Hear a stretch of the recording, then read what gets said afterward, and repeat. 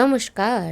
আজকে আপনাদের সাথে শেয়ার করব কাঁঠালের দানা আর গুঁড়ো মাছ দিয়ে একটা অন্যরকম রেসিপি, যেটা এর আগে হয়তো আপনারা কখনো ট্রাই করেননি। আমাদের রেসিপি দেখে তারপরে আপনারা ট্রাই করতে চলেছেন। প্রথমে কাঁঠালের দানাগুলোকে প্রেসার কুকারে একটুখানি নুন, একটু হলুদ আর পরিমাণ মতন জল দিয়ে একটা সিটি দিয়ে সেদ্ধ করে নিতে হবে। এরপর মশলা বেটে নিতে হবে। তার জন্য লাগবে কাঁচা লঙ্কা, আদা, গোটা জিরে, গোটা ধনে।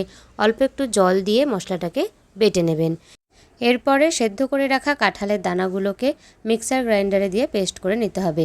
আর কাঁঠালের দানা পেস্ট করার সময় অল্প একটু জল দেবেন, আর পুরোপুরি পেস্ট করবেন না, একটু যেন দানা দানা থাকে। এরপর গুঁড়ো মাছগুলোর মধ্যে নুন হলুদ মাখিয়ে মাছগুলোকে ভেজে তুলে নিতে হবে। রান্নাটা কিন্তু খুবই সহজ আর খুব অল্প সময়ের মধ্যে হয়ে যায়, আর খেতেও কিন্তু দারুণ হয়। এরপর ওই একই তেলেই দিয়ে দিতে হবে তেজপাতা আর গোটা জিরে ফোড়ন।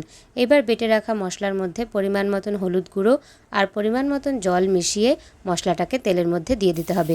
এইবার ওই গোলানো মশলাটা খুব সাবধানে তেলের মধ্যে দেবেন, কারণ কথাতেই আছে তেলে জলে মিশ খায় না, কিন্তু আমাদের এখানে মিশ খাওয়াতে হবে। এরপর বেটে রাখা কাঁঠালের দানাটাও দিয়ে ভালো করে সব কিছু কষিয়ে নিতে হবে। তারপর উষ্ণ গরম জল দিয়ে ভালো করে নেড়েচেড়ে সব কিছু ফোটাতে হবে। এরপর এর মধ্যে একটু স্বাদ অনুযায়ী নুন দিয়ে দেবেন, আর তারপর ভেজে রাখা মাছগুলো দিয়ে ভালো করে নেড়েচেড়ে রান্না করে নেবেন। আপনাদের কাছে যদি ধনেপাতা থাকে তাহলে সবশেষে একটু ধনেপাতাও দিয়ে নিতে পারেন। এরপর তৈরি হয়ে যাবে কাঁঠালের দানা আর গুঁড়ো মাছ দিয়ে একটা অন্যরকম নতুনত্ব রেসিপি। ভিডিওটা ভালো লাগলে একটা লাইক করে দেবেন, আর চাইলে সাবস্ক্রাইব করতে পারেন।